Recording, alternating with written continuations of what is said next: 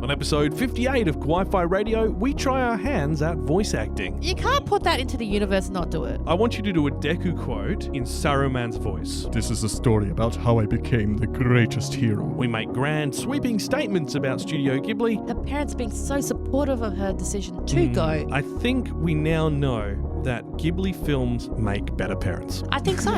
And we talk about why Nana's re-release is such a big deal. Well, we try. Anyway, we've well diverted from Nana. So look, Nana is a great series. Please watch it. It is over on High Dive, being re-released. Ava launch!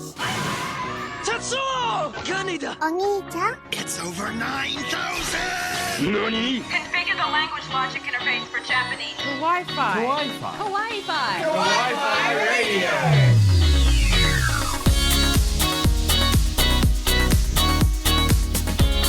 Konnichiwa and welcome. You're tuned in to Kawaii-Fi Radio, the podcast set in the world of anime and manga. I'm Kyle, and joining me are my co-hosts, Kenny and Fafa. Hey, I'm back! And we got your name right. I know. I know, we're getting good. there in the end. We've been practicing 24 hours a day. We were meant to have a special guest, a gentleman who runs Japan Demand, in fact. My old buddy. Yeah, unfortunately, we went into a COVID lockdown. We did. And we weren't too sure whether this episode would happen because we haven't set up our digital setup yet. So we pushed him back. So he should hopefully be on with us next week. Yes, we were next episode. We were down for a 3-day lockdown, and there was like hinting that it was going to be more, so we were a bit about that. Well, and then we've had another 7 days of masks. Yeah. Which is not too bad. Which is not too bad. I'm happy Masks are a minor inconvenience for the And assurance of I safety. again was in lockdown for my birthday, Oh, which poor means I technically haven't had 2 birthdays now. So I'm refusing to admit I've aged. You can't do that though. I'm going to. I'm now the youngest person on this podcast. No, I dig that. No, Aaron still is. Aaron still He's the baby boy. Baby boy. But yes, look, welcome back. Thanks to you. We actually had a pretty big bump the last fortnight with listeners. So welcome to all those who have jumped on board. We're really glad to have you on board. We even had someone from, and I'm just going to bring this up here. We have listeners in Guatemala, Peru, Poland, Ukraine, Ecuador, the Dominican Republic, and Greece. So welcome on board, and obviously to all our listeners everywhere on the world, thank you very much for tuning in. We'd love to have a good chat with you.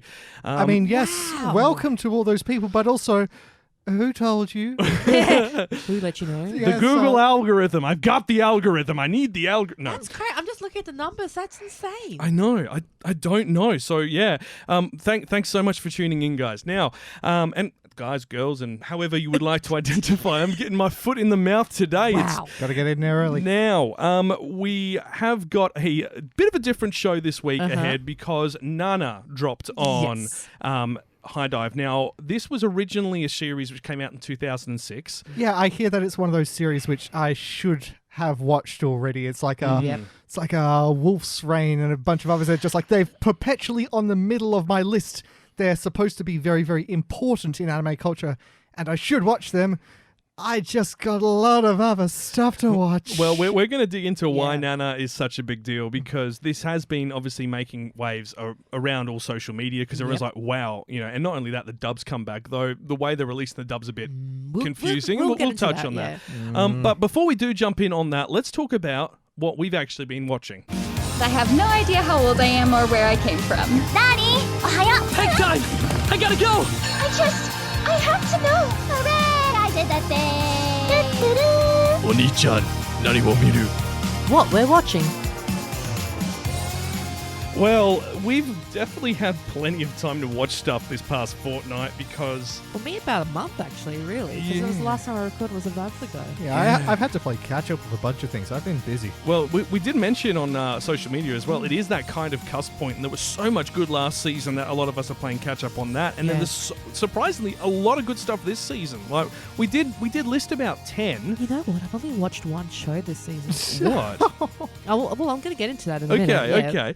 Well, I've been watching Nagatoro. Of course you have. Because I've been obsessed with that manga for years, and the series is the perfect adaptation of it, and I'm very pleased with it. Yeah, it's doing it great justice, and they've streamlined the story. They've removed some of the wasted time in the first 5 chapters and just kind of condensed that all into a single episode. Remind me again, is this the one that with all the memes and stuff that's going around on the internet at the moment? Yes. I So see. Nagatoro is a tanned younger girl who is teasing her senpai, and she's quite a bully and looks a little bit insane. She has terrifying eyes and Titan face, as I call it. Oh, yes. Yeah, and Actually, she's that's got good way a of fang, describing and they it. actually address that as well, which is great, because like in the manga they never address why she's got that fang. It's just like it's just an outside. And she's like, no, my canines are real sharp. I don't know why.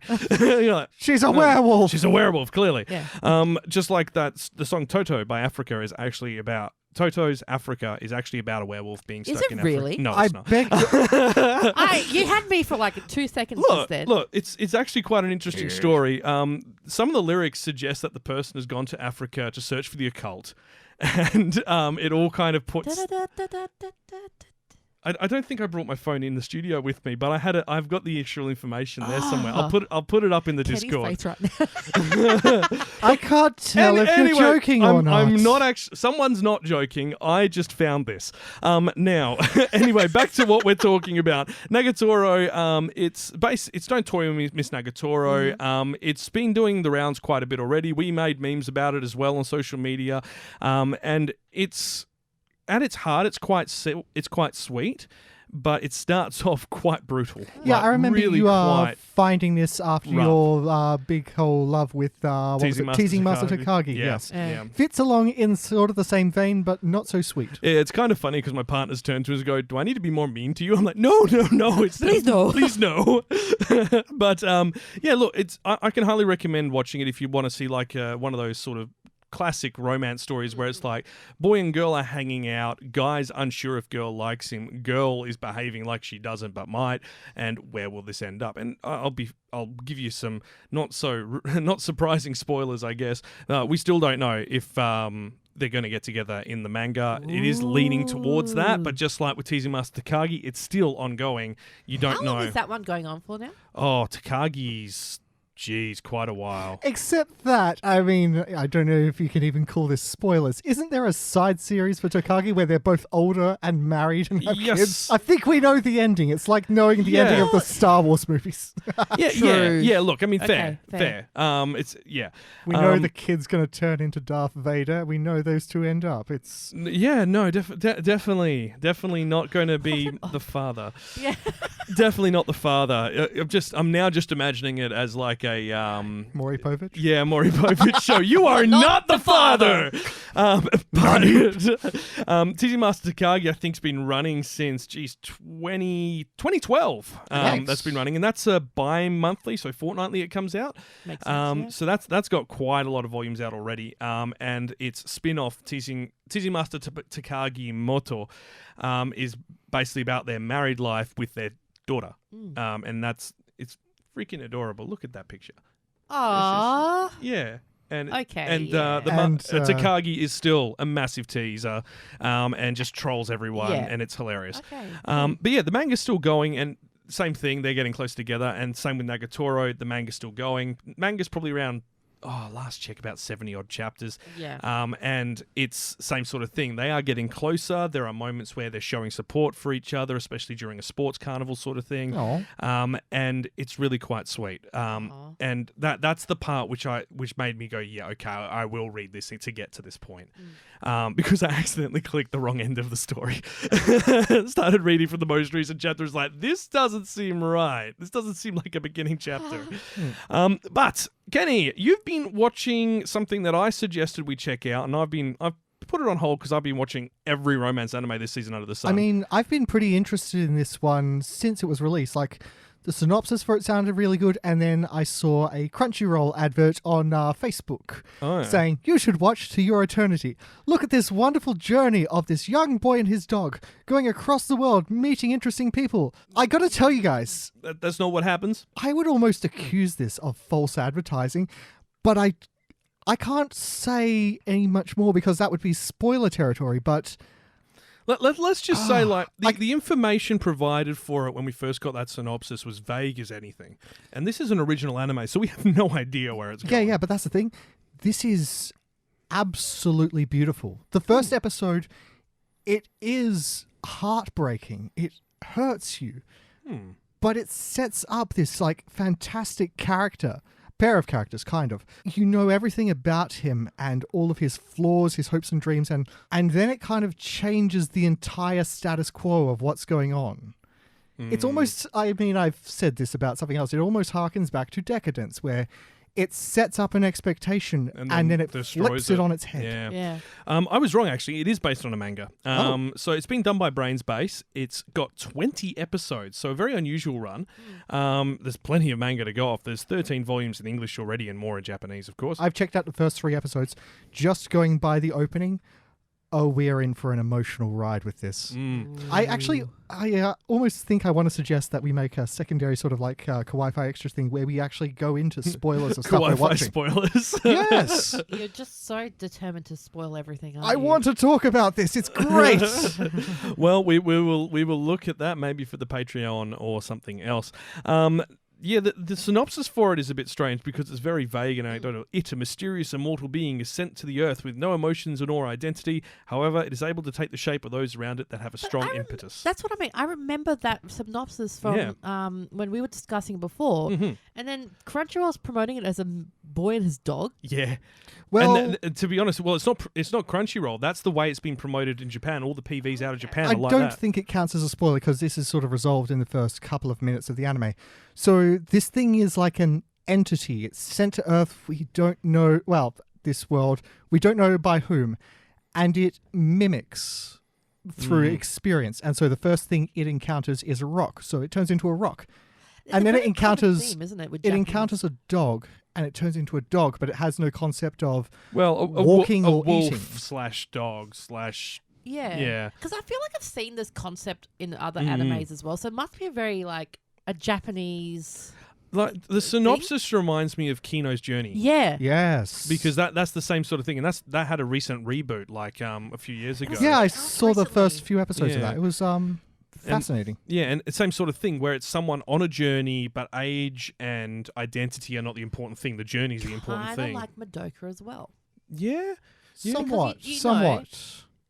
Cube? Is it? Yeah. The little. He's not actually thing. anything. Yeah. Really. He's an entity. He's an unusual entity without a specific form. Yeah, the concept of like gods and spirits in Japan is very much outside of the norm of what we get here in the West. See, it's interesting because I remember when I went to Japan and the thing was like they believe in a lot of religions there. So but they're all kind of equalized as well. So it's like the Christianity is pretty high in Tokyo and things like that. Yeah.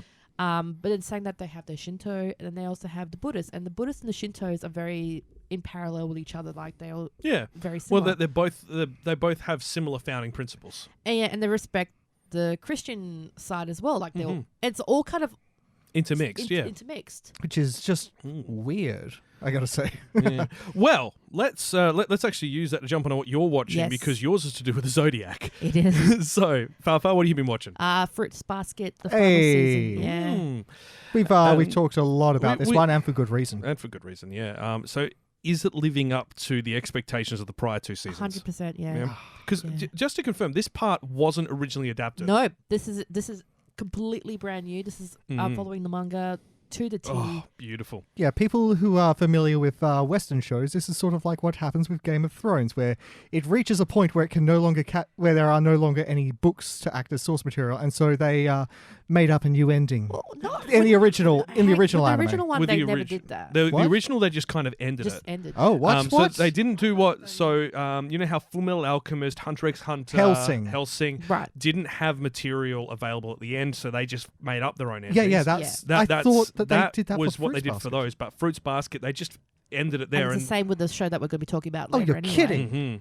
Oh, wow. Yeah, and that's still not even done Nope. actually. So No wonder everyone's so gung-ho about this is new why series. It's massive because like the first. Don't get me wrong, the first adaptation of Fruits Basket was for its time amazing. yeah, Yeah. And that's I why mean- it's held so I mean, well. let's be honest. Like, it was a good adaptation. However, the creator didn't like it. No. Considering what was around at the time, I can understand Yeah. why she didn't like it and why she prefers this modern style and why she's been so involved in Did it. she have a lot of say in this one as well? From what I understand? This one, she's actually on the production committee. Yeah. Whereas on the original Fruits Basket, they pretty much just said, no, we're going to do what we want with your material. Yeah. That was the rules we agreed with your publisher. I want to hope that she has a large say in the music and the soundtrack for this new series because... Let me tell you, the Chills. opening at the moment for this new season is...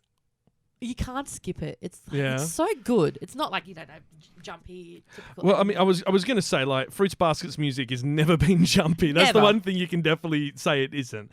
It is always quite emotive. And to be honest, it won't always appeal to everyone. I mean, some of the openings are really great. Some of the openings I can't listen to because they make me want to cry. Yeah. And that's a good thing. It doesn't make me want to cry, but you can tell it's like heading towards that final...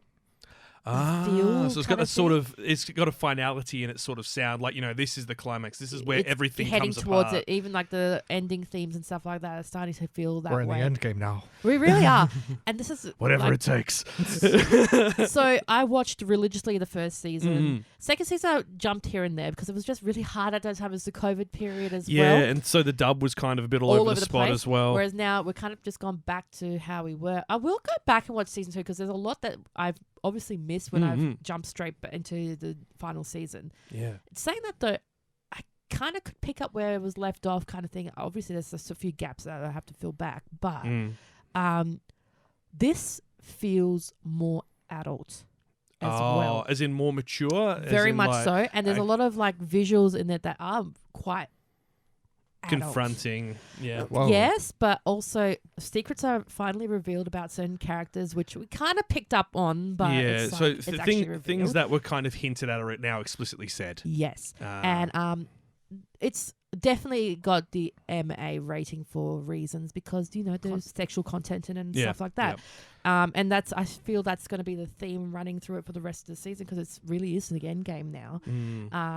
And obviously we do know a certain couple that does come about if you've read the manga. So this is very exciting for Fruits Basket fans because they actually finally get to see this pairing, this massive pairing that we've been waiting for a long time, actually become a pairing. So, hooray! What was that? that was the Zappy boy from My Hero Academia. I haven't got a proper do a celebration thing. I've got a Nico Nico Ni or a congratulations, but I didn't feel they were fitting. One of these days you're going to need to let me take control of the buttons. Yeah, that's the last thing I need to do. But in saying that though, I'm loving the dub again. It's just beautifully done. They've got the right people for the right roles and everything like that. But in saying that, Kyle and Kenny, that's not the only show I've been watching. No, well.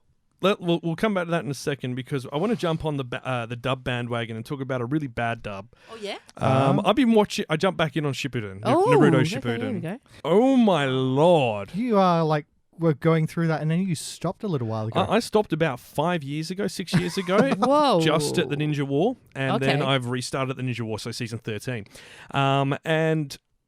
The Japanese dub for these characters, okay, Naruto's still a little bit frustrating, but he's not as grinding as when he was younger. Right.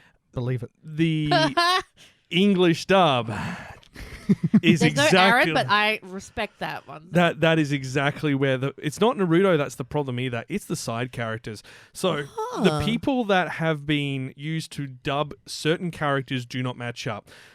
They've got a villain whose voice is, super deep, almost like the guy that played Saruman in Lord of the Rings. Yes, Christopher Lee. Like that sort of deep, right? You did that really well. Yeah. By the way. Thank you. The Christopher Lee deep voice is his character in Japanese. In English, his voice is closer to Deku's.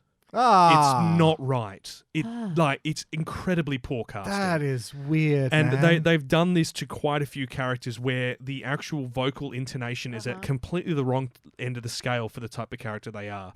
And I'm seeing it more and more because we're having all of these characters come back, and I just ended up turning the dub off.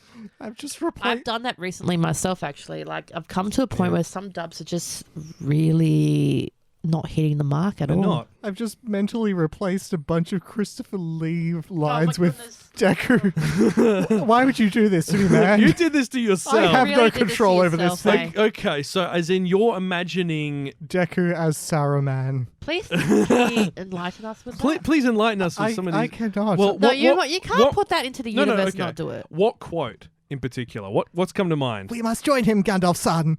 Oh, dear. We put that on ourselves, really. We really did. That was terrible. Yeah, I'm not a voice actor. Well, let's do it the other Who way knew? around. I want you to do a Deku quote in Saruman's voice. Give me a Deku quote. So how about this is the story of how I became the greatest hero? This is a story about... but I can believe Christopher Lee saying Yeah, I know, that. but do it. Do it. This is a story about how I became the greatest hero. It's not bad. A little bit more. You need some more pauses in there. Greatest. Can you do This- Deku's voice by any chance? No. Oh, how to do Deku's voice? I don't think I've got the vocal range I'm for just it. trying to think. This is the... Oh, no, I can't. I do need- it. This is the story of how. No, it's. You're on it. I need It's like close, I need a but- tank of helium and someone to just kick This me is how I right became in the the... greatest hero. This is how I became the greatest hero. Yeah, there we go. The closest we're gonna get. Believe it. Well played. Oh, I saw that coming a mile away. I have been watching Shippuden. It is still good. Oh, always will just be. not a fan of the dub. Obviously, each their own. But I just feel like, especially when you've I watched the original all in Japanese when it was coming out, and therefore for me shifting to that dub voice, it's too jarring. yeah. Whereas if you'd watched dub from the start, yeah, fine, whatever. And that's what me with Fruits Basket. I've watched it from the dub, so I can't Yeah. go. And It- the same it's with so Dr. hard. Stone as well. Yeah. I imagine it'd be because Dr. No, don't Stone's. look at me like that. I haven't... no, I was going to say, I haven't actually seen the new dub for Dr. Stone yet. It's not bad. It's actually probably one of the best dubs out there. I've good. said this many times actually before. Like, Well, look, it's a Crunchyroll dub. And funny. I was pretty sure it was a Crunchyroll dub. I'll double check. Hang on. I thought, look, Dr. Stone was originally A crunchy show, only on yeah. Crunchyroll. I can't remember if the dub Wouldn't surprise me if it was one of theirs then. suggesting it's potentially. I mean, they would have started on it. No. It's definitely funny. I'm pretty sure because it's all on Anime Lab and stuff. It is like- on. It is on Funimation with the Oh. dub. I'm just going to check on Crunchyroll. They have the rights to the dub, and Crunchyroll has the rights to the sub. Oh yeah, Yeah. that old right sharing agreement. Yeah. No, that's fair, and it does. Yeah, okay. There is a German dub, a French dub, Portuguese, and Spanish dub on anime on Crunchyroll. Crunchyroll, yeah. I kind of want to hear the German dub now. I want to hear the German dub with Attack on Titan. Maybe they'll say War Maria right. Ooh. Yeah. No, really, I think that'd Jeez. be amazing. Oh, it would be. But look, if you have been kind of sitting and you watched the original Naruto series but never got into Shippuden, then I'd recommend it. Like season 1 to 8 straight away is good. Yeah. There's no filler in that. Between 8 to 13, there are spots of filler here and there. Season 9 is pretty much all filler. Let's be honest. After the pain fight, it's just all filler for How a do bit. the movies a little work? bit. Non-canonical. Oh, okay. 'cause So I was the- going to say, if they're like, those movies where they kind of do like a rundown of that season and stuff. Yeah, no, they're like the Dragon Ball movies where they're a movie set in that universe but not connected to the timeline. Yeah, I think there are very, very few anime-like movies attached to series which are strictly canonical. Mugen Train for Demon Slayer is a recent Yeah. one which is... Made in Abyss. Ooh. Yeah, Yes. because previously Made in Abysses were just remakes of the series, and then the third film, Is a which sequel. and just a fair, obviously, warning: Made in Abyss is incredibly disturbing. I was actually yeah. about to say, are we even allowed to talk about that? we cannot actually That properly show talk is about Made kinda in Abyss. terrible. I can't even bring myself to watch that third movie. That's how scared I am. I'm reading the manga. Don't watch the third movie. You will not be happy. It's a lot. Moving on. Fafa, you've also have been watching something that I'm very fond of, and now you've jumped on the bandwagon as well. I started watching Lupin. Yes! Another one! We got one! Look, okay, so when Aaron spoke about it that time and how he was really obsessed with it and things like that, I was like, okay, he got Aaron too. And then my friend, Meki, she was talking about, because she's in Japan at the moment, she's working and she was like, oh, I'm going to put Lupin on. I was like, why are you putting Lupin on? She's like, it's really, really, really good. You need to watch it. I was like, funny, because Kyle also says I really need to watch it as well. And it was on the podcast, and Aaron was talking about it as well. And I was like, everyone's saying they're watching it. I might as well just bite the bullet and just start and watch it. And see what it's all about. Because I watched the first movie, Castle. Castle of Cagliostro. I can't say that word, but thank you for that. Yeah, it's a invented European country. Uh-huh. I was so obsessed with it. I know. How good it is. Like, for the old style animation, it was ahead of its time. My goodness. And We've spoken about this before. This was one of Miyazaki's first ones. Yeah. Yeah. And it says a lot when one of Miyazaki's... I mean, admittedly, the writer of Lupin, Monkey Punch, didn't like the way Miyazaki characterized Lupin. He thought and everyone agrees, he's wrong. But Lupin is a bit more conniving. But the thing is that when you have a look at season 1, 2, and 3 of Lupin, he's quite conniving. Yeah. And then as the film started coming out, and Cagliostro came out during Lupin, the first season of Lupin the Third, the subsequent films didn't perform as well as Castle of Cagliostro because Lupin was unrelatable. And then they got to Lupin season 4, which is set in in Italy, sorry. Yes, that's right. The part 3 one? Part 4. Part 4 is set in... So which is the one which has the wedding of Rebecca?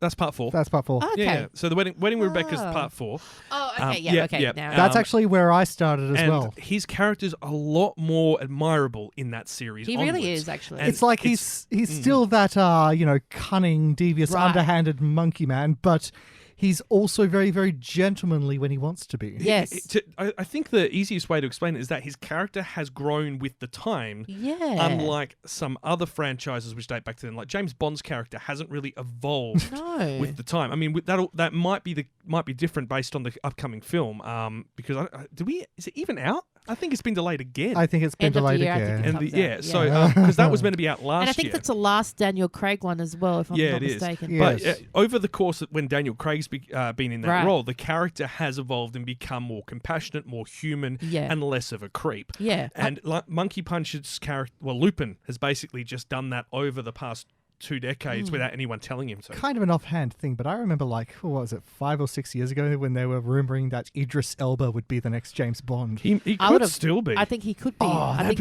that's very possible. I watched Luther religiously way back when, and he was good. Oh, he would be so good. But yeah, no, Lupin, just that movie was incredible, and like the chase scenes and just the characters and everything about it. That's right. You weren't able to come with us to the cinemas for seeing Lupin the Third, the CG one, and that is just and someone else perfection. That I know has said that too, and she's like, I love this movie, and I'm like, I haven't seen it yet. It is a love letter to everything that's come before. Everything about it harkens back to something in a little way. But it's so funny because I know Carl speaks about it religiously. He's got the figures and stuff like that. I know you've talked about it so much as well. But like I said, I jumped in on the bandwagon late. Kyle showed me his collection of all the Lupin movies and all the Lupin series, and it's like looking at Detective Conan or something like that. Yeah. There's too much. Where do you start? But, it was very intimidating. I was going to say, and that's one of the best things about it. There is actually hundreds of jumping in points on it, and that's one of the things which makes it so accessible and why it's been so successful. Because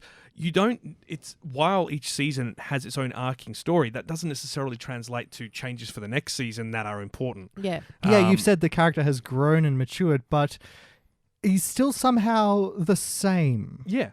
And so because of that consistency, you can practically come in at any point and know what's going on. I think my thing was because I felt like it probably was a really a male-orientated kind of anime. Yeah. But, obviously my friend's saying it's actually really, really good. Mm-hmm. You would really like it. I was like, I'll try. But no, honestly, it was so compelling and really, and she, like you, loves a certain character. Oh yeah, Fujiko's an incredible character. She is literally one of the classic sort of femme fatales. She exemplifies that entire archetype. It's perfect. Does. And the thing is because I watched it in Japanese, the movie, and I loved it in Japanese. Mm-hmm. But Anime Lab only has the dub. Yeah, but the dub's really good. And the dub's really good. Because it was during the stage when Disney was doing all the casting for anything that Miyazaki had worked on. Yeah. Mm-hmm. So you've got big name people doing it. You're like, wait, what? Yeah. And then obviously the next part is also on anime. So I'm just slowly going through that. And I'm telling you now, yeah, it's good. It's really good. Yes, victory. Oh, join us. So yeah, check out Lupin, as I keep saying. But we do need to move on and talk about something that we mentioned a bit earlier. Nana is back. Kawaii-Fi Radio. think I watched that as a kid. Oh yeah, I remember that. Back Catalogue. Fa. No. Well, we are talking about Nana, 2006 music series. It's a comedy, drama, romance, shoujo slice of life based on a long-running manga, which still isn't finished. No. Wait, what? Yep. That's why there's been no part 2. I would give anything for a part 2, to be honest. Say that I'd give a again. lot. How long has this been going? The manga, Long time. quite a while. I'd say 20 years? Probably, yeah. Probably, yeah. It has been on hiatus, though, as well, and that was the issue. I believe the manga went on hiatus shortly after the series finished, and it hasn't come back. Nope. And that is... which is a big sour point with a lot of fans because they want closure, and it's not fair. They're not getting the closure, and I'm not getting the closure either. But Okay, 2000 to 2009 went on hiatus at chapter 84. Yep, that's it. And just... No, that's not fair. I'm really annoyed by it because Yazawa created this and a lot of others as well and just hasn't really gone back. I wonder why, though. There has to be some reason for it. I mean, you have a look at the list of manga she's done. There's a decent amount. She did Paradise Kiss, Gokinjo Monogatari, Ballad Maid Soba ni Ite. I swear we could do a whole Marine episode Blue. on this, to be honest. Yeah, we could. But look, she's done a lot, but we don't know.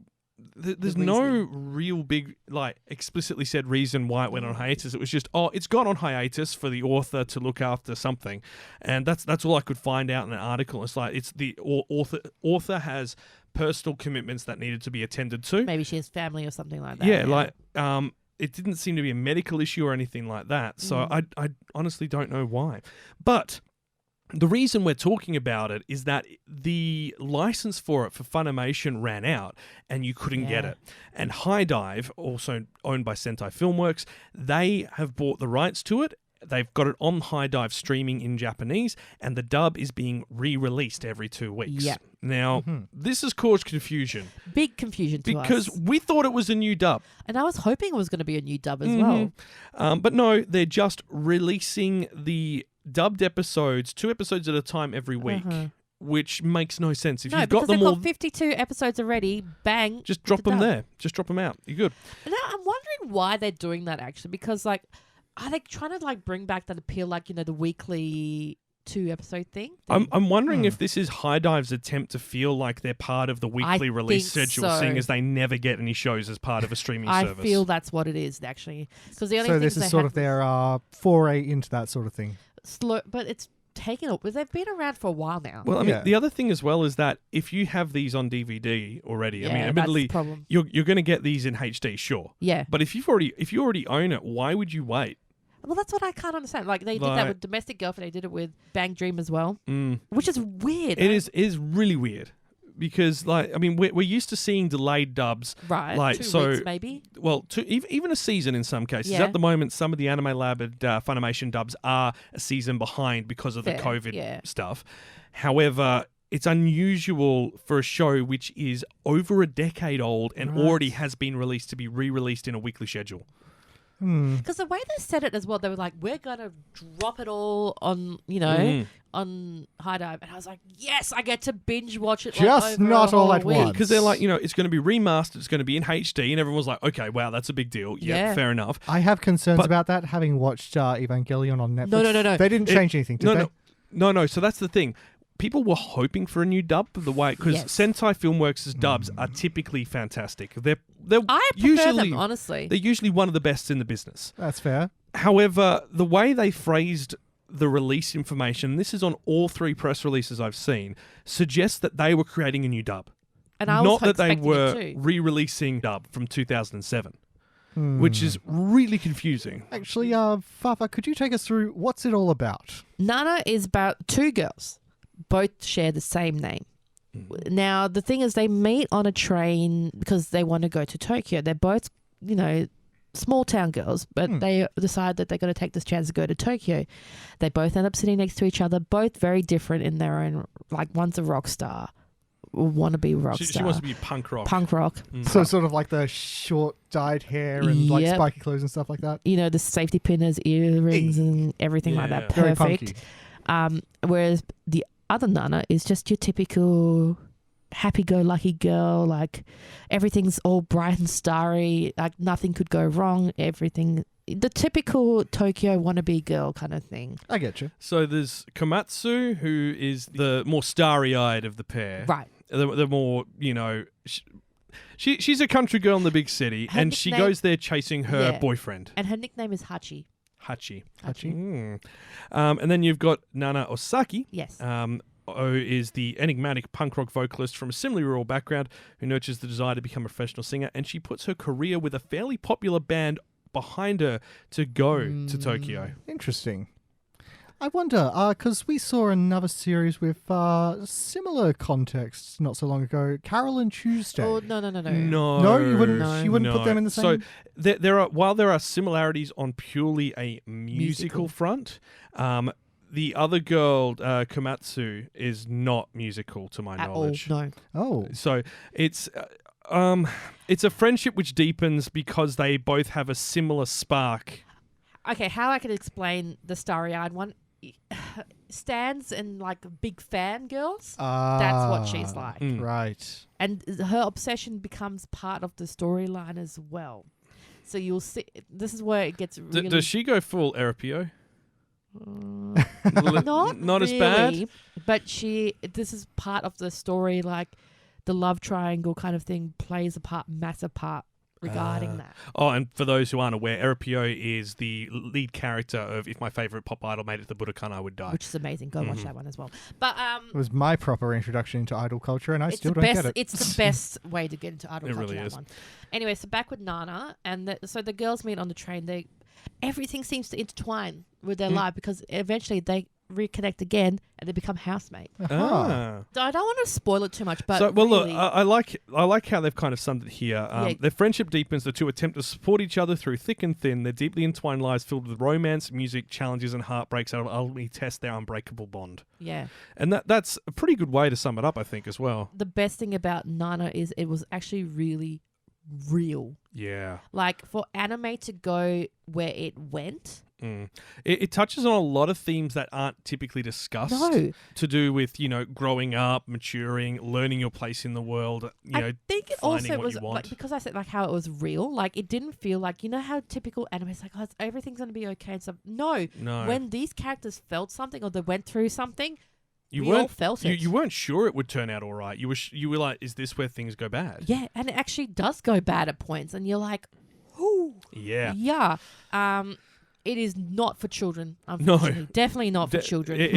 This one does have a bit more of a harder rating. It's R in the US, but it's R17. Yeah. In the UK, it's on the high end of the M spectrum, Yeah. and same here in Australia, high end of M Like, spectrum. what kind of additional themes are we looking at? There's nudity Everything. and adult themes. Fair That'd enough. probably be the Everything. easiest way to explain it.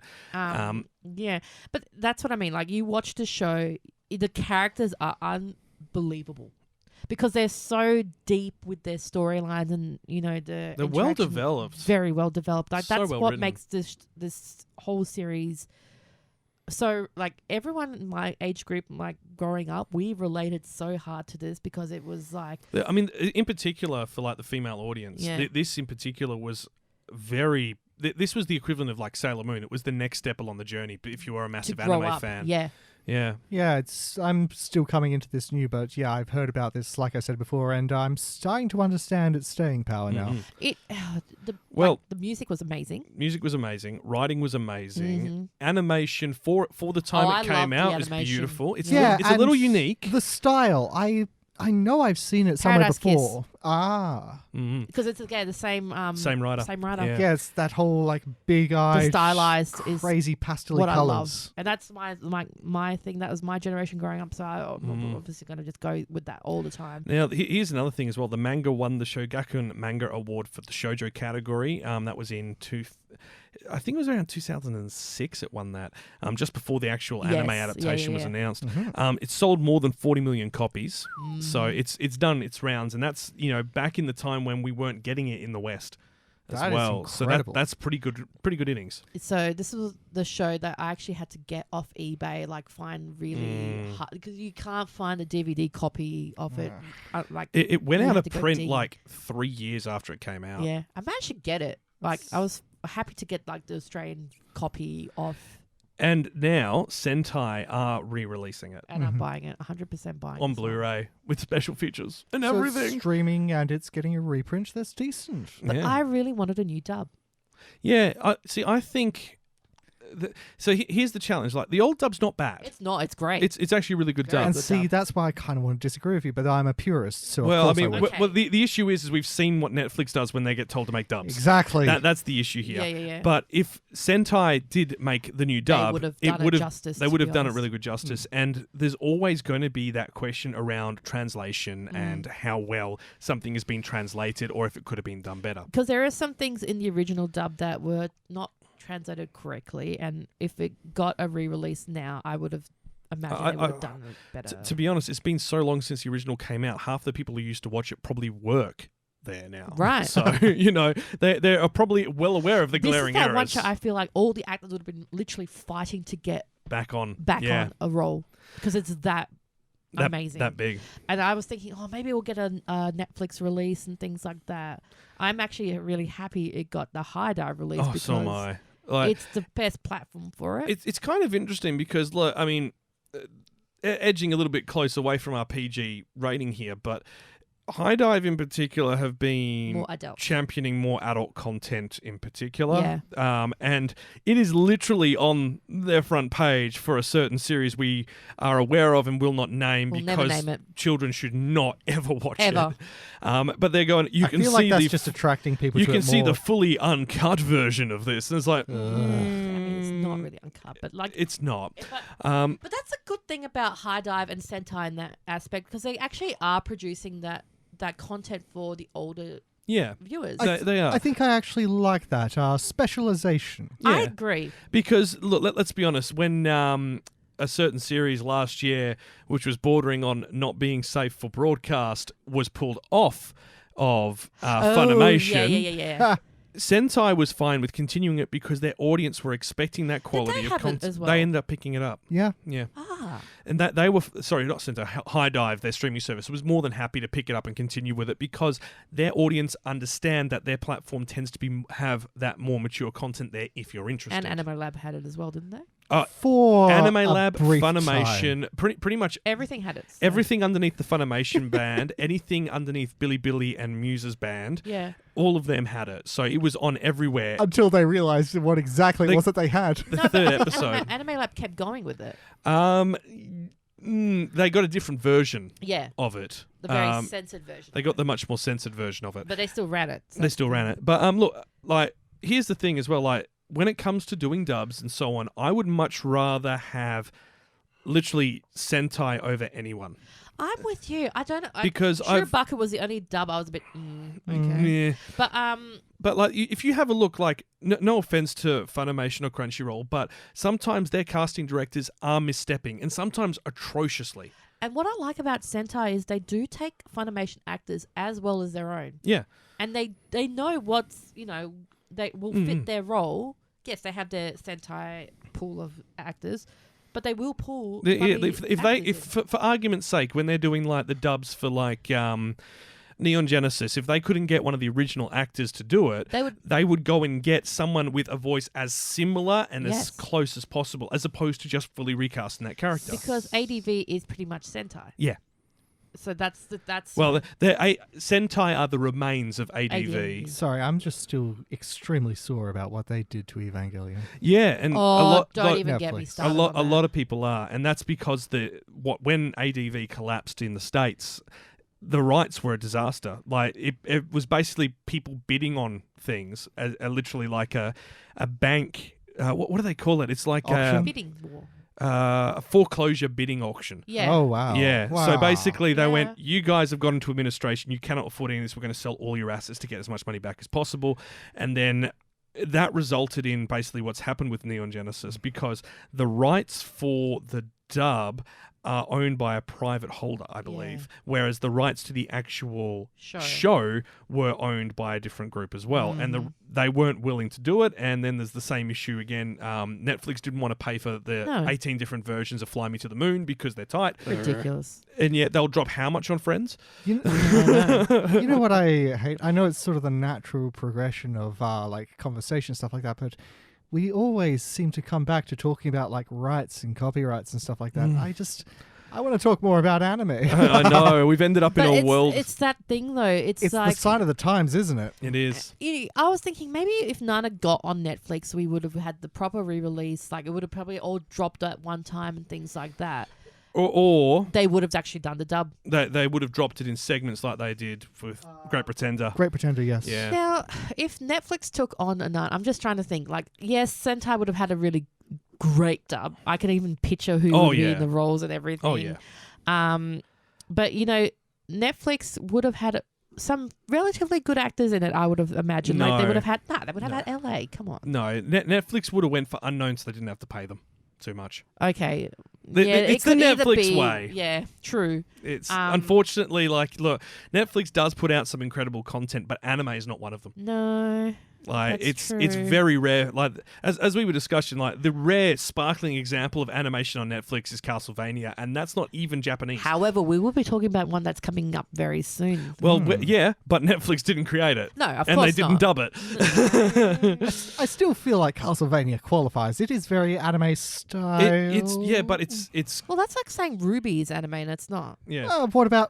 Here's a tricky one. I mean, I know it's very much more. Avatar: The Last Airbender Yes. is not anime. It is Western Anime animation influenced by Japanese animation. Still think it totally counts. It could, Look, but I reckon that introduced a bunch of people to but anime. this is where we get to that argument: is what do we classify as anime now? It's quite simple. It's the literal trademark make it name for a Japanese industry. Yeah. I guess. Yeah, it's literally how it works.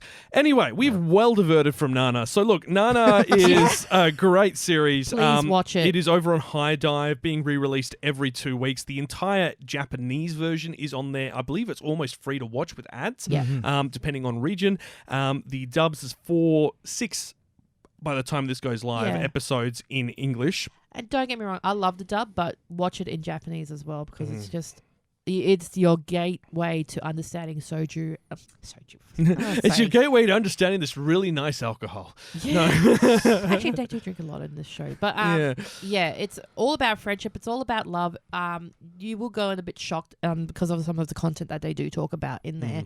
They don't shy away from anything. But you know what? It's one of those shows, you watch it once and then you rewatch it again and you're like, no, that makes sense. Because when you watch it the first time, you're like, why did this happen? And you watch it again, it's like, well, actually, no, that makes sense why this has happened. I do kind of like the idea of shows like that, though. Shows which actually present those sort of challenging themes and stuff. Because people who watch that are going to walk away with it with questions, but they're also going to walk away a little tougher. Yeah. All right, well, we are running out of time because we've been talking about everything for too long. Let's jump over and talk about what's been making news this fortnight. Kawaii-Fi Radio! Tonight on Anime Communique. Great story, compelling and rich. Nothing brings ratings up like a little controversy. And in a controversy that has surprised absolutely no one, Demon Slayer has won the special prize at the Tezuka Manga Awards 2021. No controversy there. It's not the grand prize winner, not the new creator prize, not the short work prize. They just decided it needed a prize. What? So they just made it known? They just made a prize. They do this every year. They just kind of decide, you know what, this one's been big enough and brought enough acclaim to the industry. Yeah, let's give it a prize. I mean, it kind of has. Have you seen how well it is selling in the States? Oh, I know. It's insane. Has it been out Neon Genesis released though? Yeah. Oh, it's wow. Yes. It's well outstripped Neon Genesis' fourth film. It's outstripped Marvel and DC in print. Unbelievable. Yeah, the other thing as well is that the Neon Genesis film has run into 3 lockdowns in its release schedule, whereas Demon Slayer has just been there running for a year because there was nothing else to put in the cinema. Pretty much. So, I don't think, to be honest, I don't think we'll ever see anything outstretch Demon Slayer in Japan. And I think that's purely because of the circumstances it's been released. There was nothing else. I don't know. I feel like there will... You never say never. There will be something, but it's not going to be for 50 years. Yeah. But so... It's so gonna for take the a Tezuka Awards, this got a special prize, and I mean, This year's Tezuka Awards are amazing. Yeah, have you seen the winners? Yeah, so let's go through this. So Land is the first series in this set that we want to talk about, and it's a pretty phenomenal series. It's a manga that's been running for about 5 years, I think, now. And I actually ended up trying to find some of it to read last night, and it's good. So what's it about, though? It's a series that is set in a valley. Okay. And it's set on this land, which is surrounded by 4 gods, and everyone dies at the age of 50. So the moment you hit 50, you die. Just like that? Just like that. That's it. Is Kira writing your name in a death note? No, nothing like that. It'd be pretty funny if it is. So do they just keel over a heart attack like a death note, or is it more a Mr. Stark? I don't feel so good. I haven't gotten to that part because the only English version I've been able to find, because there's not an official translation, is a fan scan, and I'm not entirely sure their translation is accurate. Interesting. So I've read the first 2 chapters, and it opens up with 2 twins, one who's believed to be cursed and the other who's not, and the cursed twin is left at the border of the valley underneath one of these god statues, which apparently come to life after dark. Ooh. And these are towering. We're talking like colossal Titan-sized statues. Yeah. Intriguing. Now, so here we go. The story is set in a land where death takes all those who reach the age of 50, and the older sister of 2 twins was still a baby when she was offered up for sacrifice in the mountains by her village's priestly officials. Through this custom of sending people to the other world, the village remains protected by the gods. Outside of the gods' protection is the afterlife. Now, this could be Attack on Titan situation where outside of the walls there's nothing else, but I feel like it is a case that you can go out there and there's the rest of the world. It's almost like a Garden of Eden situation. What, like Promised Neverland? No, not so much Promised Netherland, I wouldn't say. This definitely has a feeling where it's I'm thinking more it was a M. Night Shyamalan movie from ages ago called The Village. Yeah, I wonder if it's how they sort of have their little paradise, which is sort of like a gated community, but outside that is monsters. There isn't, monsters, but then the real world. Because it's Shyamalan, what a twist. Actually, I sent some pictures when I was reading it last night to the chat, and in those pictures, there's just this colossal Grim Reaper statue and these 3 other statues, which kind of are tower above the valley. That's creepy, but I want to see it. Yeah, and I think, like, to be honest, like, this has got, there's at least 70 chapters. Why does it feel like SAO to me for some reason? I don't think it definitely doesn't have any technology. It's very much... But you know what I mean? Like the other world and then the actual outside world kind of thing. I follow, yeah. No. Carl, could you see something like this being made animated soon? Oh, God, yeah. I can see Mappa getting it on this one, to be honest. It's definitely their art style. It would be so comfortable for them to do it. Mappa or Wit Studios. I don't know. No, I was going to say A1, but no. No. Look, I'm going to be honest. Like, after how colossally Cloverworks stuffed up last season, Cloverworks are a sister studio to A1 originally under them, and A1 have consistently stuffed up. I don't trust them to adapt anything correctly. That's fair. Except Horimiya. Cloverworks did all right. But yeah, no fair. The fact that the person they brought in to do Promised Netherland was from A1, so that tells you everything you need to know. It's just like we'll just go and borrow this person. My disgust. Yeah, it was a disaster. Now that's just one of them. So that was the grand prize winner. That's been running since 2014 in Morning Magazine. The new Creator Prize. This is one that has been released in the past 12 months. Okay. It's called Frieren, Beyond Journey's End, or Soso no Frieren. Oh, I've heard of this, actually. It's a fantasy story that follows the travels of Frieren, an elf who once journeyed on perilous adventures to defeat evil with her comrades. They defeat the Demon King. Peace comes to the land, but she then has to watch as all of her companions die as she ages. Wow. Oh. Because she's immortal. That's heavy. That's beautiful. Yeah. It's apparently super heavy, very emotional, and the artwork, I had a quick peek of it last night, is just beautiful. Such good line work. Very, like, this Makuya feels there. This would get a 12-episode adaptation, and then they'd wrap up the end. I'm honestly starting to think I need to pay a lot of attention to like these awards because I can definitely see things like these being made into like award-winning anime. I was going to say, remember the last 2 years of awards have brought on great anime. So Beastars won one of these. Okay. I can't remember who. Let me see. Last year's. But yeah, it's sort of like the anti-Oscars. If these awards appear for these things, you know they're going to be none good. of the anime won an Oscar this year. To considering none of the anime was even nominated. Ridiculous. And some of the stuff that was nominated was just ridiculous. It's just the same I'm just gonna say old. ridiculous because it really was. Ridiculous. It's just the same Pixar and Disney stuff that's it's pumped out never every gonna- year. Or DreamWorks. if Or you're lucky. DreamWorks, yeah. It's just not great. Soulless. But well, yeah, but you know what? I would have given. so them- last year, just the list from last year. So Nick's No Lantern ended up winning the award, and that was really good. I think I did hear about that one. Yeah, it was good. Jitterbug the 40s won the grand prize in 2019.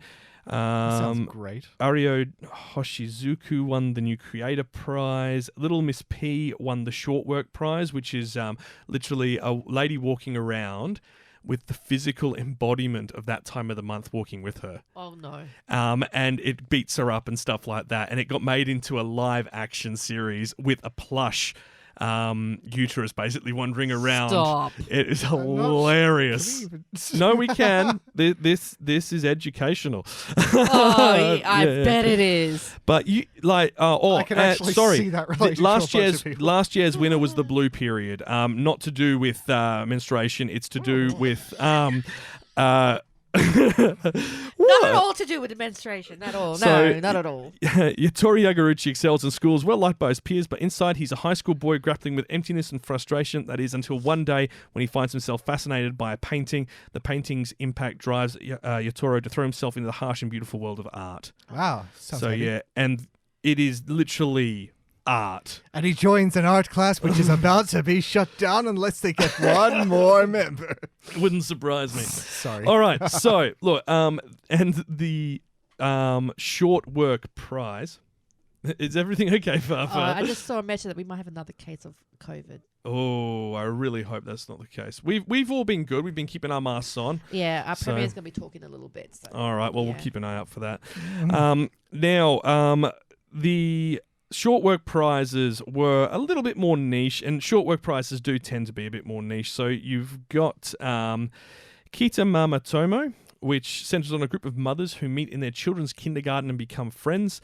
You've got Suma wa Kuchi o Kite Kuramasen, which centers on a family of four, a husband, wife, son, and daughter. One day, the wife starts not to say anything except the absolute bare minimum, and the husband racks his mind for why. So, they're short works. They're designed to be sort of like the For Coma short panels works and so forth. And they're not necessarily ones that will get anime adaptations. Yeah. But the rest, like Land in particular, just based on the art style, if that doesn't get adapted in the next decade, I'm going to be really disappointed because I'm actually going to see if there's anyone who's actually adapting that now because it's won that, I'm sure Viz Media is going to pick it up. Like I think I was talking to Aaron about this earlier, there is like just not enough sort of like dark fantasy stuff out there. Yeah, there's a bit, but not so much. There are, but there's not enough. Yeah, and that's kind of too many issue. bright and shiny isekais. Yeah, I'm saying it right isekai. now. You are right. But look, these tend to be a good indication of a strong anime contender that's coming in the next few years.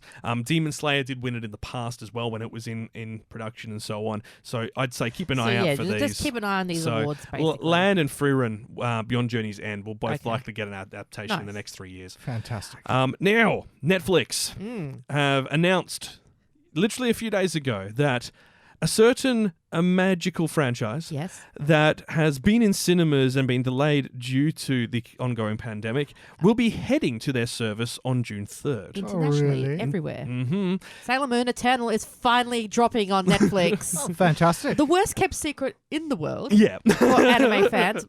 We all knew it was going to go on Netflix. It was no-brainer. If it didn't, we'd be very surprised. We would have been extremely surprised. I mean, because they lost all the other like streaming rights beforehand with the other services and stuff like Hulu and things like that. Rest in peace. But yeah, like we knew it was coming. Wait, is Hulu dead? Oh, well, I think the partnership with Sailor Moon. With Sailor Moon's gone. Yeah. Okay, yeah, fair.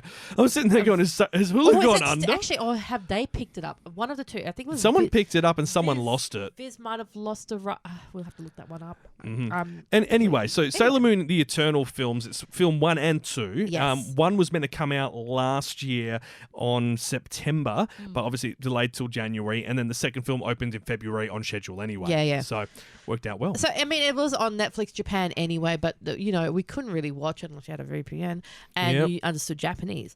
So we were kind of all waiting for this to finally be announced. Because if it was on Japanese Netflix, they're guaranteed you're going to get on this. You'd hope so. What was really interesting is this is the movie that is now the sequel to Sailor Moon Crystal. Which didn't do particularly well. There were issues with the adaptation. It was more accurate. It was more accurate to the manga. 100% to the manga, but because of that, it removed some of the charm. Yeah. I mean, the third season was at point better than the first 2 seasons because they changed the animation style a little bit. Oh, okay, yeah. Made it a bit more engaging, so to speak. It was still pretty poor. So can confirm Sailor Moon is on Hulu. It's Hulu. Okay, there we go. I mean, for Australian viewers, it is on Anime Lab, and they've dropped all of it now. So. Oh, yeah, my partner's watching it all. Yeah. So now, believe it or not, they've got the dub, and the dub is completely released now on Anime Lab, which is what we've been waiting for years because there hasn't been, Sailor Stars has never had a dub in Australia. Not only that, like they heavily censored some of the content. Goodness, yes, yeah. They rewrote storylines and cut things out. And very much that classical, for kids and geek treatment that we saw for a lot of earlier shows. I don't remember who had the rights for Sailor Moon. Cloverworks. It wasn't Cloverworks, but it was Clover something. Clover something. They took over season 3 and season 4. Yeah, and basically any aspect of the story that could be considered contentious to their target audience of G only was removed. Yeah.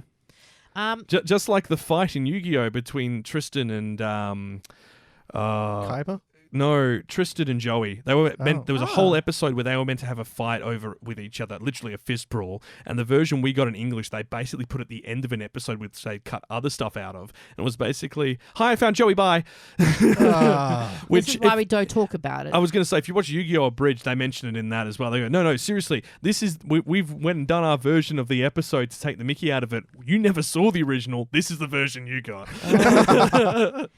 So Sailor Moon Eternal is the sequel to the Crystal season. So this is where we look at the Dark Moon Circus, which is the introduction of Pegasus Helios, and the Dark. It's not Maximilian Pegasus. Oh yeah, from Yu-Gi-Oh! But no, I think I remember seeing a reaction clip to this. There are a lot of people who like to take Pegasus and put "Always I want to be with you." Yeah, from over it. Angry Hills. Yeah. No, but I know what you're talking about because last year I showed a clip to an idol group. Oh, that was you. That was me. Oh, I do remember that video. And I wanted to see their reaction because obviously you think there's a scene that happens in Sailor Moon that's quite controversial, and I'm hoping they do it again in the new one just to see what happens because I'm going to compare it. So the version you showed was the original. That was the original. And that scene should be occurring in this storyline. Right. Oh. If they want to stay true to the manga. Yes. Which they will. Yeah. So I can't wait to see that. That's going to be good, yeah. But we'll link the clip in the comments on this one. But it was so funny because like their reaction to it is what everyone's reaction would have been at that time as well. It was just kind of a Wait what? The screams it was great. Just wonderful. What in the Maya one no Shindaru are you talking about? It's one clip that makes me laugh every single time because it's just so ridiculous. But I'm really excited because they actually brought the 90s animation crew back to work on Eternal. Wow, that's kind of cool. So it's really cool. So they're giving them the newer drawn animation, but so it's crisper, but it harkens back to that original styling. Yes. Ooh, that sounds good. Not to the extent. Not like to the it was. exact, yeah. Like, because let's be honest, like body proportions in the original Sailor Moon were pretty bad. Oh yeah. Like they were very So unrealistic. that's what makes this really exciting. And it's also going to adapt. So the two movies are going to adapt how it was in the manga, in the which was manga. really kind of glossed over in the really series. was. Yeah. Like, especially in the original one, it glossed over a really important arc because the two arcs kind of combined together. Yeah. Not Stars. Stars is completely different. This is like the real meaty side. The real meaty sides of it. Which they just basically jumped over and ignored and then didn't bother with Stars. Okay, now, that lands on June 3rd, both of them. I believe at this stage it's not with the dub. No, it is. It is. It is with the dub. It is. Ooh. Yeah, so that's why it's so exciting because it actually has the dub and they managed to get back all the Viz actors to do the dub. Wicked. Oh. Yeah. Well, not like, the ones that they just do the re-release of the dub and stuff. So they actually brought them back to do this dub for Eternal, the English, and they got all the dubs done for the international releases as well. So that's how they can drop it all on June 3rd, which is kind of reminiscent of how they did Neon Genesis as well. June, again, big anime. Yeah. Interesting. We will find out. I can't see any notes of the dub there. Where did you see it? On the trailer. Is it on the trailer? So that's how they did the release of the trailer. They did every different version of like saying, I am Sailor Moon in all the different languages to say it's coming out on June 3rd. Oh, that's cool. Bonjour, I'm Sailor Moon. Pretty much that. Like through like French, German, I was going to say Chinese, that's everything. very, very It was Netflix. Spanish. It was so. That's why it was so high because it was. I would like to hear the the German version, and if the phrase Krankenwagen is used, Krankenwagen is ambulance. it is ambulance. But it's so exciting. Like it's kind of made me happy again, like to have Sailor Moon back. What's that like? Being happy again. Okay. It's okay. I have the perfect sound for you. It's really important. It's all about being uplifting. Congratulations! I hate you. Yep. So that's the good old Neon Genesis. I want to record Kenny's reaction to that clip now. I think it would be great. Maybe on the YouTube channel later on. Now, we do have to go from some good news to some rather sad news. The composer Shinsuke Kikuchi has passed away on April 24th. He was 89. His family held a private funeral. Now, why is this important? This is the gentleman who composed the theme songs for Kamen Rider franchise and all of its ongoing music, and the music for Doraemon, Dragon Ball Z, Dr. Slump, Get a Robo, Grenadier, Kashan, Tosho Daimos, Tiger Mask, and many more, including theme songs as well. So this guy was a staple, and it's a shame because his compositions are well known. They're even performed by orchestras now because of how well done they are. And unfortunately, he passed away on April 24th due to aspiration pneumonia. So good news is it wasn't obviously the pandemic. Bad news is obviously we have lost another incredible composer for the music for anime. It's a shame. It is. Now, on that somber note, let's talk about something a bit more uplifting. Kawaii-Fi Radio. It's a bathhouse for the spirits. Totoro came back, Dad. I saw it. It's Laputa, a floating island. Miyazaki. Well, we went into a brief intermission as there was a press conference here, and we've just found out there's been more locally acquired cases of the virus. The The unspecified virus of unknown origin. Which we can't actually mention, otherwise YouTube demonetize. You know that. Is that serious? Yeah, Yes. it's really bad. We're not monetized though, so well, yeah. I just don't want to drop down that algorithm. Like maybe we can jump up it by not mentioning it. We decided because we're talking Nana, we were talking about strong girls setting out on their own to live by themselves, and this Miyazaki Studio Ghibli film is pretty much the epitome of it. Kiki's Delivery Service. Now, this is a 1989. Sorry. Is it 1989? Yeah, 1989 film.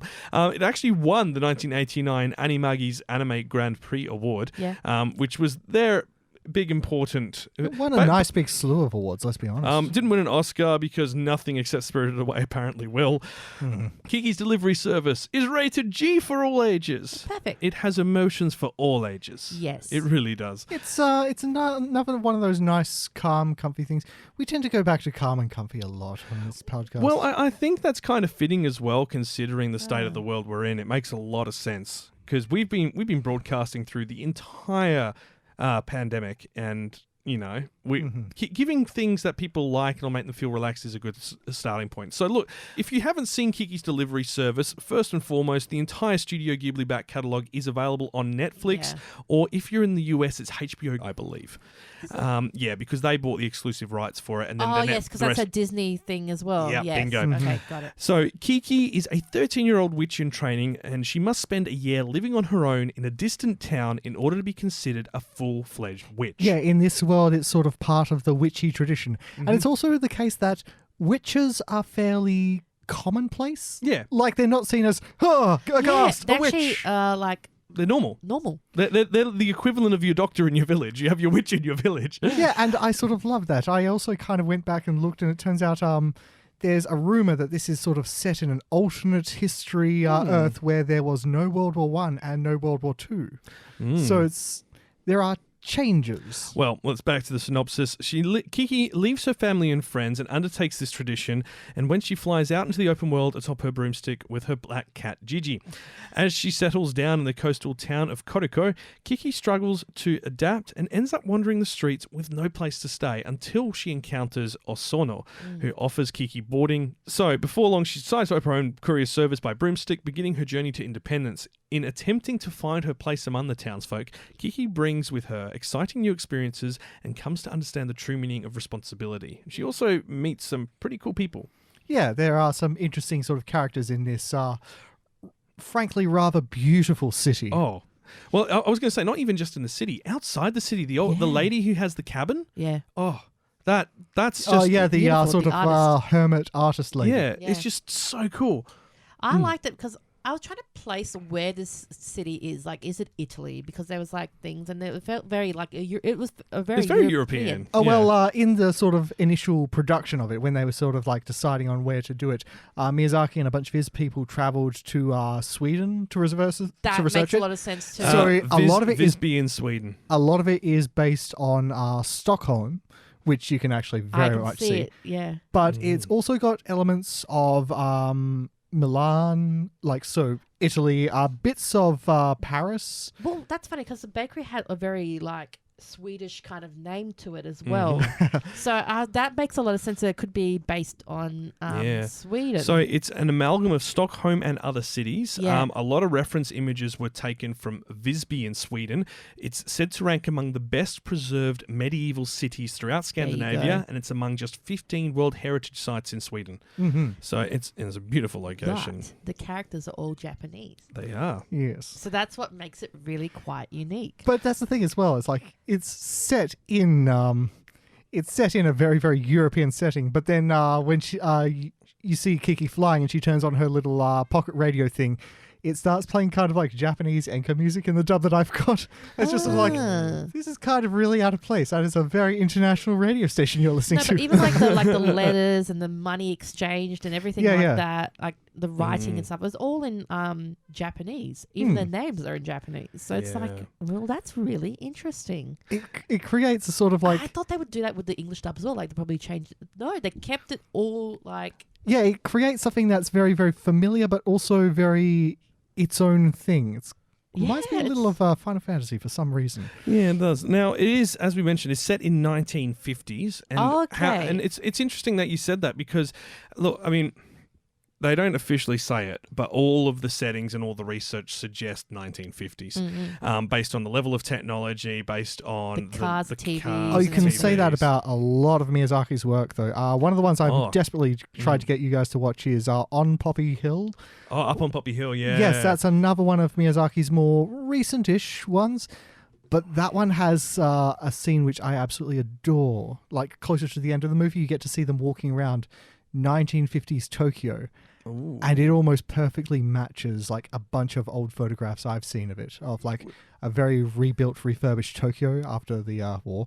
Yep. And Miyazaki said that a lot of the art was based on his own experiences and his own perceptions of it. And it's, I love how he captures the time so perfectly. Yeah. Like the feel and the almost the innocence. Yeah, no, it's he does an incredible job, and look, there's a lot you can say about Miyazaki, and one of the things I love about him is that he loves visiting those old locations. Like if you have a look at like there is a reason why we have Miyazaki as a sting for our show. Yeah, instead of Ghibli. But Miyazaki loved, for example, Totoro, right? The setting of that is a location he grew up in. Okay. And he then went and found out what it was like 50 years before he was there. Oh. Yeah. So it's kind of cool. So some of the shots, like there's this whole theory online about Totoro being the god of death. It's not actually true. It's just people taking some events that happened in that area and conveniently they, match up with some of the things he wrote, but it's not actually meant to be what it is. We will do a deep dive on that at another point. I think actually we already did do that deep dive on it when we did the Miyazaki special. I think so, but I'm not sure we really went deep dive into it. We'll do a deep dive into it later. But we did sort of like a shallow dip. Yeah, I mean, like Howl's Moving Castle explores the era of World War II. You have a look at Princess Mononoke. That's kind of looking at like urbanization and development. Yeah. Like he loves looking at historical moments and using them as a setting. And I think Kiki's Delivery Service is the same thing. It's in that time when we kind of transitioned from that post-war mentality into a more global mentality. Yeah. And that's a beautiful thing to see. So I'm not a big fan of Studio Ghibli films and stuff. I mean, when I went to Tokyo and stuff, I went to the store and I thought, wow, this is really pretty. But I was never really like that fan. Like, how everyone goes on about it. It's like, yeah. Oh my God, it's like, the best thing ever. I'm like, really? So you kind of had it overhyped for you, and so I can see how you would. No, but then obviously watching the Lupin movie would and then you guys suggesting I watch Kiki, and I was like, you know what? Let's do it. Let's just give it a go. I'm very glad that they're very similar in the art style as well. Yeah. Because I got a lot of that kind of similar time as well. Similar time as well. Yeah. So I was really happy about that. See, I think like Ghibli, Studio Ghibli is a phenomenal studio, but it did suffer from a lot of overhype, especially in like that decade from 2000 to 2010, because of Spirited Away and so on.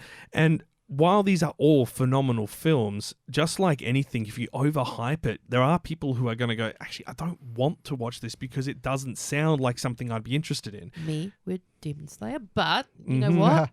That's I bit my tongue and watched it. Well, and that's the thing. Not every anime is going to be right for everyone. Not every film is going to be right for everyone. And that's kind of what we like to embrace on this podcast. You're allowed to have a difference of opinion and still say you like anime. Yeah. This isn't a forum where people are going to bag each other out. Well, I mean, there are some shows we'll give a good ring into for being pretty poor, and everyone knows what those reasons are. Oh, yeah. And it's not without reason. It's not just because I don't like this. But at the same time, we welcome the idea for actually having the argument, the discussion on it. Because we, like you said, we recognize everything in this is for different people. Well, which is sort of the whole beauty of it. I went blind. But in saying that, I've seen the memes for it around the internet. Yeah. So I kind of knew about it, but I didn't really know what the context of the story was. And was this like the bicycle memes and stuff like that? Yeah. Also, what the girl drawing the birds, and this is my life now. And it's just literally yeah. And it's like just change the camera to a side angle, put some headphones on her, and say it's like bird drawing lo-fi music for children. I just love how even that's got memes. I've seen a version of it recently, Doofenshmirtz lo-fi from the Phineas and Ferb show. Oh, our local government released a meme of it as well, which was lo-fi track development. So for the underground railroad that they're building, there's like a guy sitting at a desk with his high vis on. It's so bad. Anyway, but with Kiki, so I tried watching it last night, but I was too tired. And this is the thing with these movies; it lulls you into a sleep. And I was just they are very relaxing. They're very relaxing. So when I kind of woke up in the middle of the night, I could see the movie was still going. I was holding on my phone. I was like, no, you need to go to sleep. I was like, put the phone down and watch it in the morning. You'll be nice and fresh in your head. I got up at about 9 o'clock and I just sat on the big screen. I was like, right, let's put the movie on. Let's go for it. I watched it from absolute start to absolute end when it actually said end. Yeah, and you didn't skip anything. I didn't skip anything. I was just so drawn to this character of Kiki, and I was like, as soon as I got like onto the chat, I was like, I love this movie. Yeah. There's nothing I can fault with it or anything like that. And there was one thing that I said in the chat, and I still hold this now. This thought is, if I have a daughter, I want her to be like Kiki. God, yeah. I think a lot of the Miyazaki's female characters, I think a lot of us would want to have kids like them. It's just beautiful. Like, she's so determined to get herself, like, how like kids are a bit fearful and things like that. Yeah. This is a girl who's like, no, I'm ready to go. And her parents being so supportive of her decision to go, just all of that was really beautiful to see. I think we've cracked it. I think we now know that Ghibli films make better parents. I think so. Well, also the parents are sort of present in Ghibli films where they're not unlike in shonen anime where all the parents are dead. And that's a nice healthy change calm. As well. Like you constantly see like the depression side of it. Yeah. Whereas this one, they just show, like the happiness that the parents actually are supportive of their children's journey. But there's also a very important element in Kiki's character which I very much resonated with. It's like you get the impression that other witches have specializations. She runs into one as she's flying over. Yeah, the fortune teller. Yeah. And you're thinking, okay, that's great. That I want to know more about this world which Miyazaki is setting up, where witches. Clever world, actually. And her mother is she makes potions.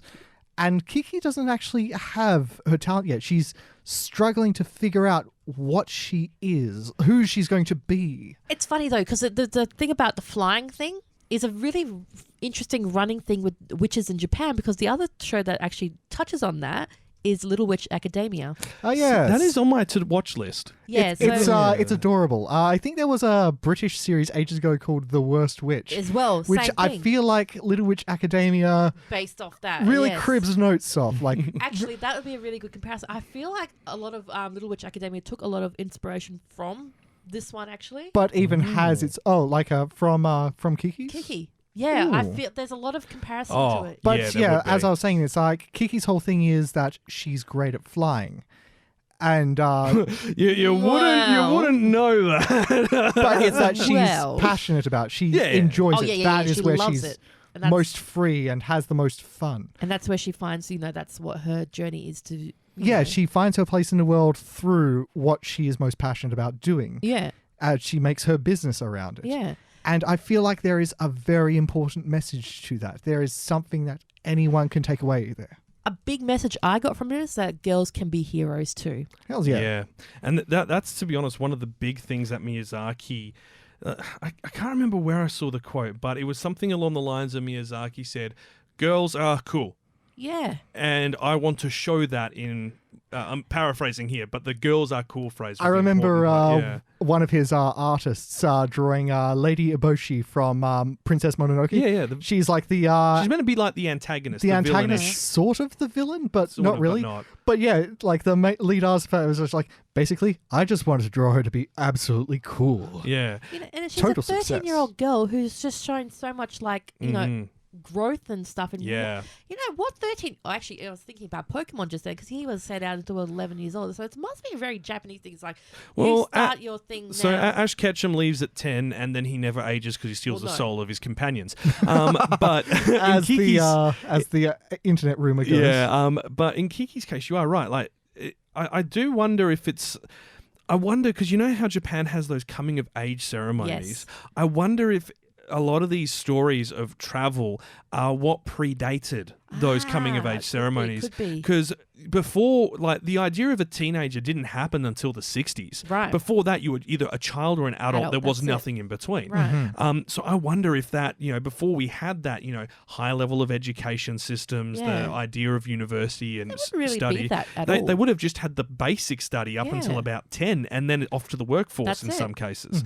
So I wonder if this is kind of looking at that as a relic, because if this is set in the 50s, it's before teenagers. So at 13, she would be considered an adult, because in Japan, 13 was the age of consent. And with her friend in there as well, like the one who was trying to build the biplane, Yeah, that you didn't see him go to school, but you could see him interacting with the older, like the teenagers and stuff like that of that town. So it's very like you're either an adult or you're a child. There's no. It's amazing how well the Studio Ghibli films do this, where they properly do their research when they set it in time. We see so many films and series now that go, I've set this in the 1920s or in this time, and it's like. They use the phrase teenager, and it didn't even exist until the 60s. So it's beautiful, and like it's something I really appreciate about these films because they're time capsules. Yeah, and I think what I like is Gigi as well. Yeah, it's her talking cat companion. But I feel like that's her awesome. subconscious. It's actually her subconscious, like talking, like the alternate of her, what she's thinking as well. Though, to be fair, we are still talking about a world with witchcraft and magic and stuff like that. So talking cat, not exactly out of the question. Not spoiling anything, but when she, loses that power, she couldn't hear briefly, her her thoughts or anything like that. So that could possibly be that. I see where you're going with that, and so I wonder. Yeah. Because there is like a lot of the themes around mysticism and spirituality and magic in Ghibli's films are tied with childhood and childlike minds and the idea of disconnecting from them, which, we now see in shows like Digimon, where once they become of age, they can no longer see the Digimon and so on. That one hurt. That freaking hurt, the Digimon film. Holy cow. Like, me, Kenny, and Aaron were sitting there doing, manly tears and in the cinema. It's like, Japan does an incredible job of showing that change. Yes, because once you become an adult, you're an adult. Yeah. You say goodbye to your childhood. You say goodbye to your youth. Because when you become an adult, you're an adult. Yeah. One thing I did love about this movie, and I kind of cried a little bit. It's so pathetic. It's nice. It's a great film, and it's designed to be emotive. There is nothing pathetic about shedding a tear over good art. Okay, so there's this one little scene in this movie, and I just was just like, oh my goodness. So she's standing in front of the store. I think she was just like picking up something or something like that, or she was looking at something, and you see a little girl walking past in Kiki's complete outfit, like her costume, her little broom, the new little broom that this she is had. in the ending bit, in right? the ending bit, I just started bawling because like that you see that in cons with the little children dressed up with the the Nezuko's or like the little because these are such strong characters that and if I have children, I'd like them to watch Kiki because that is just showing. If I have kids, I would definitely show them. I want to show my catalog. nieces this because this is just the perfect film. To be honest, I think Kiki, for at least if you were going to show your kids a Ghibli something film, safe. Kiki is the perfect starting point because it's got a dub and it's a good dub. It's Very good G-rated. It has no coarse language. No. The themes it deals with are easy enough to be understood at a young it's got like age. that pre-romance in it as well, which is really nice to see. Like it doesn't like fully go into it, but it shows like she is a teenage girl. She wants to be able to, make friends, see relationships kind of it's form. something when you're a kid, it basically happens. showcases all those important things that you learn about and want to understand. Yeah. So I would say that Kiki's Delivery Service is pretty much the best starting film to introduce children for me, to anime. Yeah. I got to say, though, I found one flaw. Oh. What? The music.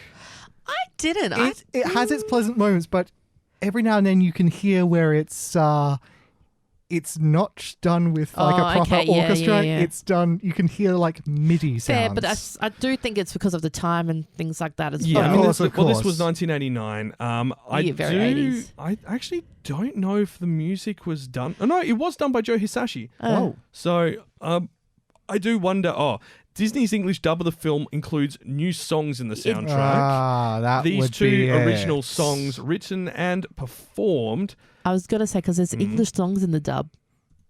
So I was like, I wonder if in the Japanese ones, were they all in Japanese? We were talking about this before the show, and I just do not want studios to dub music. They can't do it. Yeah, they do it wrong every time. Like, as you can see, it created a But could flaw you in a imagine, film. though, at this time when this dub would have come out in the movies and stuff, could you imagine film goers are going to sing a dub and... So the replacement songs are called, performed by Sydney Forrest. The song is Soaring and I'm Gonna Fly, which replaced Message of Rogue Yeah. and Wrapped in Kindness as the opening and end Yeah. themes. But it fit. It did fit. I'll give it for that. those, they did work, but they also compose. Paul Chitaro also composes new instrumental pieces over scenes that were originally silent in the Japanese version, such as a rendition of "In the Hall of the Mountain King." So I think we can blame Paul for the dub, because I've only watched the Japanese. I've not watched the dub. Not at all. Not at all. I mean, here's another thing about the dub. The voice of Kiki is Kirsten Dunst. Is that who it was? I was Yes, it trying to is. pick that the Right. voice, and I was like, I've heard this This voice is before. this is a very, very young Kirsten Dunst. Well, I think she had just finished doing Jumanji. I and she was do need to clarify, there are 2 dubs for Kiki's delivery service. Okay. Oh, come on. Streamline Pictures did one in 1990, and then Disney did the good dub in 97. Okay, I think I'm not watching the good dub because I don't know this voice. What's the Netflix one? Lisa Mickelson, American voice actress, best known for providing voices of in My Neighbor Totoro and Kiki's Delivery Service. So is that the Netflix one? Yeah, I don't know which version's on Netflix. I thought it was the Disney version on Netflix. It is. I believe it is the Disney version on Okay. Netflix, because that is Kirsten Dunst. Here's the Okay. list of characters. So Kiki this is all Disney dub. Kiki's played by Kirsten Dunst. Amazing. Gigi- She did so well in this dub. I was just so... It's Yeah. young Kirsten Dunst too. Yeah. So Gigi is done by Phil Hartman. That's it. Yeah. Yep. 100. Because I could hear that voice. I was like, this sounds like The Simpsons. And then Yes, it is. I'm just having a He's look like through very and finding famous for out. that. Brilliant, man. It was just He's so got good. a lot of voice acting Like, credits. a lot of the other people here are not massively well-known actors. So Tress MacNeille, she voiced Dot in Animaniacs, Babs Bunny on Tiny Toon, and Daisy Duck. Gian Garofalo, House and all of those in The Simpsons. who was Ursula.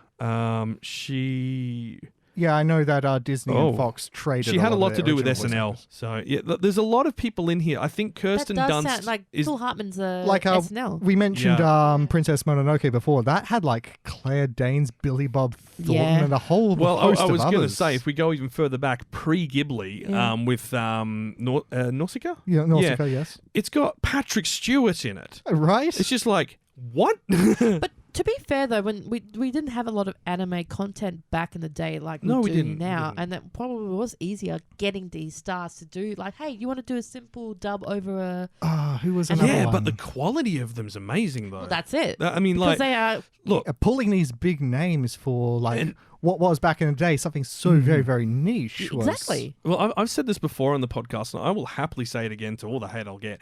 If you don't know how to act, it's difficult to voice act. Right. You need to be able to Control your voice. control your voice, understand the situation, visualize the space you are Oh, in. goodness, yes. with And the to other be able person. to do all that while moving, in the case of a lot of like stage actors and stuff like that, which really comes across, even like Patrick Stewart's case especially. Like Patrick Stewart's role was like a secondary character, and every time he started talking, you felt it like it was as if that character was in the room. Not Patrick Stewart, the character he was playing. You felt like you were in the room with them because of how well he performed that piece. And we just don't get that quality of voice acting on smaller productions, No, on we series. don't. I mean, that's kind of a hard. I mean, act to follow, obviously it's a though. hard act to follow, but that set the benchmark. Like, if you can do that, like, geez, you should be able to do anything. Look at Who else am I thinking of? Cat Returns, Anne Hathaway was in that one. Oh yeah. Yeah, so there's I'll been check a- that one out later. That's one. Cat Returns is so. My first exposure to Ghibli was Totoro, and it was down at the Fremantle Film Institute. They put on a night and they had 3 films on: Totoro, Cat Returns, and Pompoko. Now Pompoko is damn weird. It's based off a Japanese folklore to do with tanukis, but that's another matter altogether. Anyway, Kiki's Delivery Service, you can catch that on Netflix or HBO Max. So the entire catalogue's on there. And look, it's an hour 43 of your life that you won't want back. Yeah, no. You'll be very glad you gave that hour and a half, hour 45 I'm minutes. happily going to say I'll give this 5 out of 5 straight up. I'd straight up give it 5 out of 5. I love going back and rewatching it for shows like this because I get to not focus on the main character flying around and just look at the town else and in stuff. it? Yeah. But yeah, definitely check it out. Definitely worth the watch. Next time we do a Ghibli, we'll be talking about When Pigs Fly. Yes! Much Thank to you. Kenny's My favourite. satisfaction. Oh, And boy. because of that, we need to wrap up. ともこも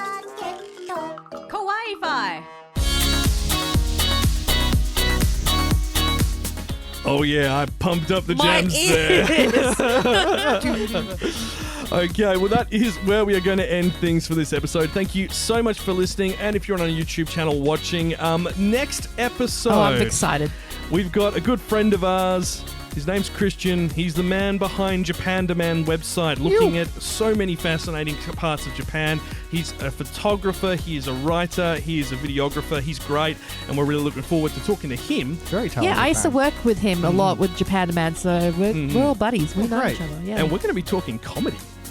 I'm As in so excited. comedy anime, Yeah. not stand-up comedy. I'm terrible at that. What is the deal with anime? This is an idea brought to Carl, and I was like, can we please do a comedy anime episode? And when he said, yes, we will. Something uplifting. Yes. Because it's right now we need something to We make need us laugh. smile, to make us laugh, to make us happy. Yeah. And there's nothing better to do that than a good bit of comedy anime. Definitely. And Aaron's gags. not here to pun us to death. Oh, will he be here next week, though? Ooh. Well, not next week, but the next episode. in 2 weeks. He may be. We will find out, and we will work with him. I will need to bring tissues and everything because I'll be crying from laughing. Probably. Yeah. Now, if you are new to the channel, thanks so much for listening through and listening to this episode. Please like, please subscribe. Do algorithm-friendly things Share to us. Share us on socials. Yeah, if Share you've got us. friends who like anime, we'd love to hear their feedback. And, if you do have stuff that you liked about this episode or things you disagreed with, head to our social media on Instagram, on Facebook, on Discord, and on Twitter. Yeah. We're everywhere. We get everywhere. We get around. I'm standing right behind you. And if you like what we do and have a bit of spare cash to splash to buy us a coffee, we do have our Patreon as well, where you can get outtakes and special extra bits from the episodes. And there was some outtakes today. Black Oh, white, there sugar. was some serious outtakes today. Look, this is episode 58 of Is it 58? 58 of Kawaii-Fi Radio. Thank you so much for listening. And until next time, What's up, anime? Buy me coffee.